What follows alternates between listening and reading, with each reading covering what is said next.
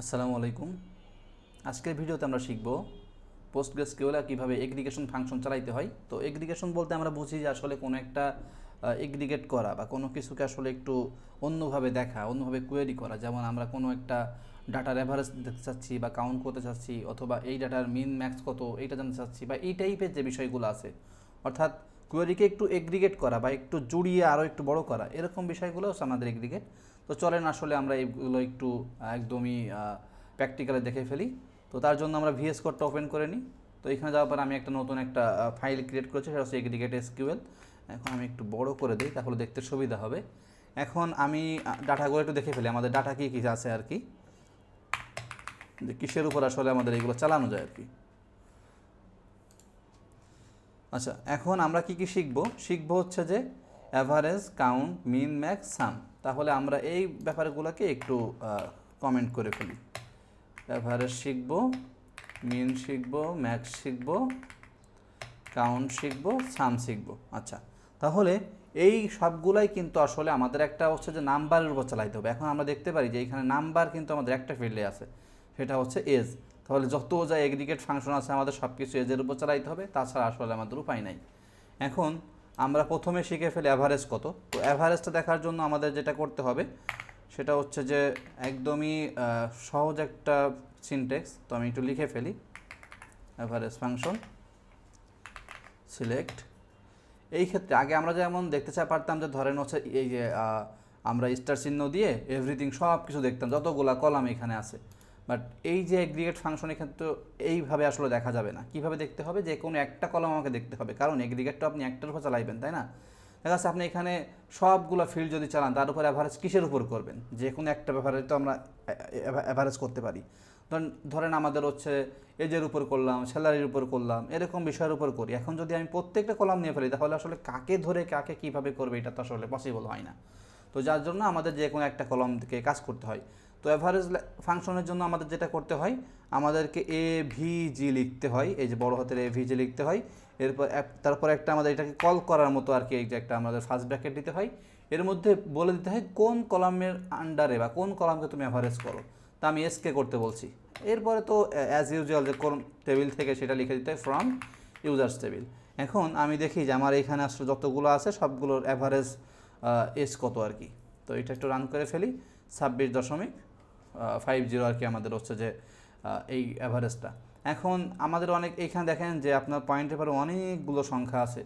এখন এইটা অনেক ক্ষেত্রে হয় না। ধরেন হচ্ছে যে এখন যেটা আসলে সুপার শপে দেখেন বা অন্য কোথাও আমরা যদি কাজ করি, তাহলে আমরা আসলে এই যে পয়েন্টগুলোকে ওইভাবে কাউন্ট করি না, আমরা একটা রাউন্ড ফিগারে নিয়ে আসতে চাই।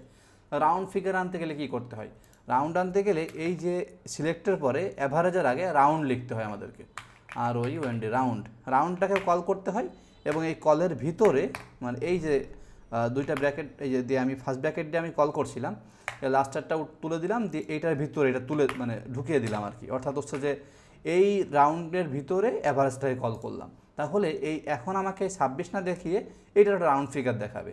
তাহলে এটা আমি একটু রান করি, দেখেন 27 দেখাচ্ছে, এই অ্যাভারেজটাকেই দেখাচ্ছে। এখানে কিন্তু এমন না যে আপনার এই 27 হচ্ছে যে আপনার ছোটো বড়ো এরকম কিছু না। এই সবগুলো যতগুলো আমাদের রেকর্ড ছিল, সবগুলো রেকর্ডের অ্যাভারেজ হচ্ছে আমাদের 27। ঠিক আছে? অর্থাৎ আমাদের যতগুলো এস ছিল সবাইকে যোগ করছি, এবং যতগুলো ফিল্ড ছিল সেই রেকর্ড ছিল সেই রেকর্ডে ভাগ করার পরে আমাদের যে অ্যাভারেজটা আসছে এই অ্যাভারেজটা আমরা দেখতে পাচ্ছি। এখন এইটাকে রাউন্ড দেওয়ার কারণে আমাদের রাউন্ড ফিগারে দিয়েছে, পয়েন্ট বা ফ্লোটিং আকারে দেয় নাই, একদমই আমাদেরকে হচ্ছে যে 27 একটা দিয়ে দিয়েছে আর কি রাউন্ড ফিগার। তো এইটা হচ্ছে অ্যাভারেজের ব্যাপারটা ছিল। এরপরে আমরা যাই হচ্ছে মিন অ্যান্ড ম্যাক্সে। তাহলে আমরা একটু এইখানে নিজেরাই কোয়েরি করে ফেলি। এখানে মিন মনে হয় 19। আচ্ছা, সর্বনিম্ন হচ্ছে আমাদের 19। তা দেখি আমাদের ফাংশন আমাদেরকে সর্বনিম্নটা দিতে পারে কিনা। এভিজে, এটা তো এভিজে না, এটা তো হচ্ছে যে মিন। আচ্ছা, সিলেক্ট, এইখানে মিন নেক্সট হবে, এই যে মিনটা চলে আসছে। এটা আমরা এজের উপর দেখব, কারণ আজকে আমাদের সব কিছু এজের উপরই দেখতে হবে। কারণ হচ্ছে যে আমাদের এই টেবিলে শুধুমাত্র একটাই হচ্ছে যে নাম্বারের আমাদের কলাম আছে, যেটা দিয়ে আমরা আসলে এইগুলাকে দেখতে পারি, তাছাড়া আর কোনোগুলো নাই। এই ক্ষেত্রে ফোন নাম্বার আছে, ফোন নাম্বার তো আসলে কোনো ভ্যালু না, বা এরকম একক কোনো ভ্যালু না, এটা তো আসলে একটা স্ট্রিং। তো এইটার আন্ডারে তো দেখা যাচ্ছে না। তো এখন দেখি আমাদের মিনিমাম এজটা দেয় কিনা। দিছে, তার মানে মিনিমাম এজটা আমরা দেখতে পারলাম। তার মানে এই সব সিনট্যাক্সই এগ্রিগেটের সিনট্যাক্সটা একই, সিলেক্ট লিখবেন, এরপর যে ফাংশন বা যে এগ্রিগেট করতে চান সেটা দিবেন, অ্যান্ড কোন কলামের উপরে ওই কল আপনার হচ্ছে যে কলের মধ্যে সেই কলামটা দিয়ে দিলে আপনার ডাটাগুলো আপনাকে দিয়ে দিবে। আমরা তাহলে সেমভাবে একটু আপনি চিন্তা করেন যে ম্যাক্সটা কীভাবে লিখবেন, আপনি নিজেও মনে হয় অলরেডি বুঝে ফেলেছেন, তো তারপরে আমি লিখে দিই।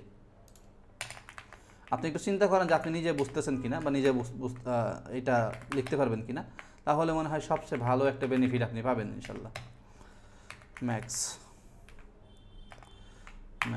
এজ ফ্রম ইউজার্স 35, আমাদের কি সর্বোচ্চ 35 ছিল? দেখে আসি, 35-এর উপরে কেউ আছে? না, 35 উপরে কেউ নাই। আচ্ছা, তার মানে আমাদের হচ্ছে এই পর্যন্ত হয়ে গেল। কাউন্টটা কি? কাউন্টটা হচ্ছে এই যে আমাদের এইখানে যতগুলো ডাটা আছে, এখন যদি কেউ বলে যে ঠিক আছে আমার যতগুলো ইউজার্স আছে, ইউজার্স সব মানে কতগুলো ইউজার্স আমি দেখতে চাই, বা কতগুলো টোটাল আমার আজ পর্যন্ত অর্ডার হয়েছে সব দেখতে চাই, এরকম ক্ষেত্রে আসলে আমাদের কাউন্টটা ইউজ করা হয়। মানে আপনার যতগুলো রেকর্ড আছে এই রেকর্ডের একটা মানে কাউন্ট করা আর কি, রেকর্ডটাকে কাউন্ট করে আপনার সামনে দিবে, এটা হচ্ছে কাউন্টের কাজ। কাউন্ট, আচ্ছা কাউন্টের ভিতরে আপনি হচ্ছে যে এরকম একটা স্টার চিহ্ন দিয়ে দিতে পারেন, তাহলে সে ওই স্টার হিসেবে সব কিছুকে কাউন্ট করবে। অ্যান্ড হচ্ছে যে ফ্রম ইউজার্স, দেখেন 14টা আমাদের ডাটা ছিল, তাই না? এখন যদি আমি এইখানেও দেখি, হ্যাঁ 14টা ডাটা ছিল আমাদের, তার মানে আমাকে দিয়ে দিছে। এখন আমাদের বাকি আছে কোনটা? সামটা হচ্ছে যে কোনো কিছুর আসলে সাম করা বা যোগ করা। আমি যাচ্ছি যে আমার যতগুলা এজ আছে এই এজের মানে একদম যোগফল কত, প্রয়োজন হতেই পারে, স্যালারির যোগফল লাগতে পারে, দেখা যাচ্ছে মাস শেষে আমাদের কত টাকা ব্যাংক থেকে তুলতে হবে একটা থাকে আর কি। তো এরকম যদি ব্যাপারগুলো থাকে সেই ক্ষেত্রে আমরা সাম ইউজ করবো, অর্থাৎ আমাদের যখন কোনো যোগ করতে হয় তখন আমরা সাম ইউজ করি। তো এই ক্ষেত্রে আমরা এসটাকে যোগ করে ফেলি, অ্যান্ড কোন টেবিল থেকে করব? ফ্রম ইউজার্স টেবিল থেকে করব।